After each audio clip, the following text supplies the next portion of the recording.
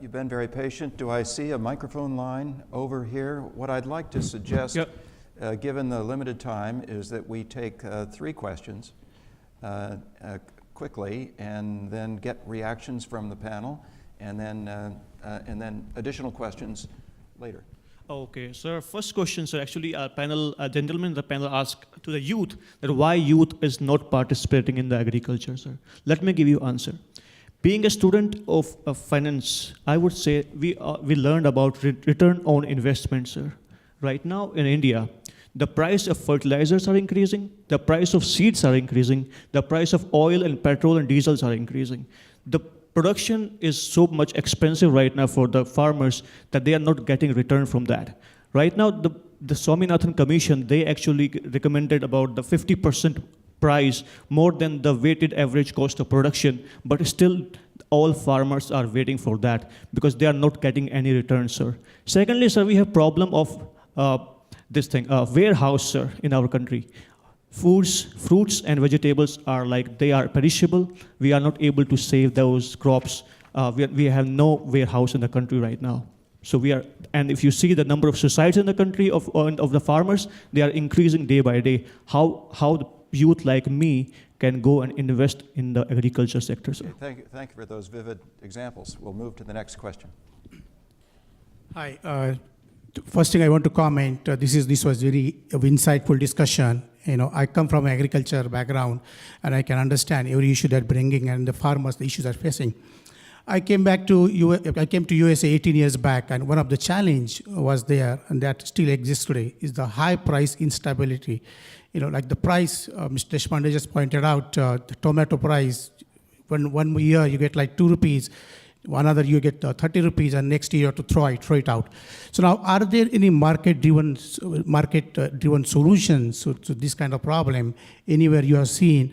And if there is not, and what are the challenges? Like somebody come out and say the futures option market for handling this kind of things. Thank you. One more question. Talking about inefficiencies and mechanization, I'm curious. Why doesn't urban ag techniques like hydroponics, aquaponics, aeroponics, they're doing really well in this part of the world? Why can't we adopt those kind of techniques in India with coco peat, which is extremely cheap in India? Why is there still resistance towards adopting that?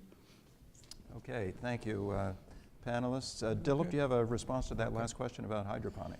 Yeah, I mean, the technology is available and is very suitable for small farming system because you can produce more from a smaller piece of land, but the capital investments are too high. Unless there is investment coming from private and engaging the small farmers, that will also attract the young people, in agriculture.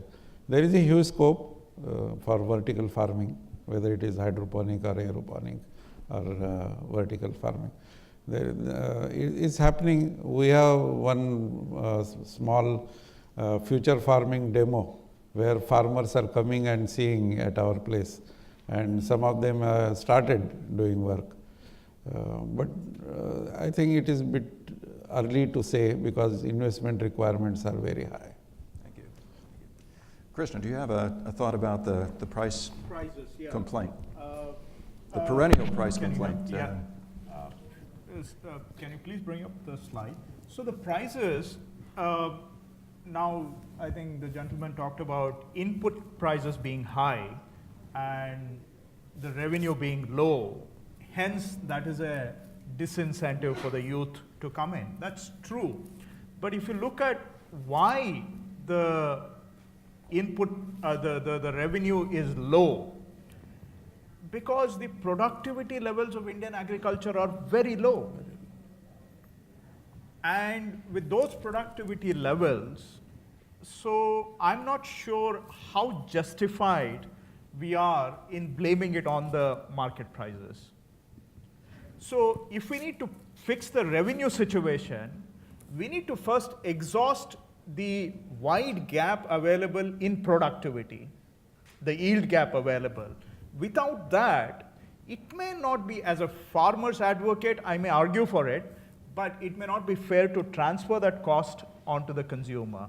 So we need to work on productivity gap, building the bridging the yield gap. That's one part. And second part is the labor component in agriculture. It's not responding. 1 second.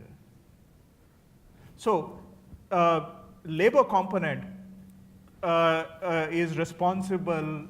So this is the one that I was talking about, yield gaps. So if you see across crops, across countries, the yield gap between, so the yield gap between what we get in India and other countries and world average is huge, 50%, 100%. And the share of labor in production is also very high. It's about 30 to 40%. So with those two things, so one way is to fix the yield gap through technology adoption, bringing up the yields, and the second is to, by mechanization. In our experiments in Karnataka, we have found that mechanization can save about 30% of the production cost. So these two things, I think if we try and push, which we are trying to do, then the revenue will automatically improve without having to go to the market. And prices, give me a moment, please. The price one, I think ultimately the stability in the agriculture marketing depends on having a sufficient number of organized retailers in the market. Right now it is very ad hoc, very unpredictable. Tomatoes, we all talk about getting dumped on the road, but tomatoes also sell for 20, 30 rupees a kilo at some point.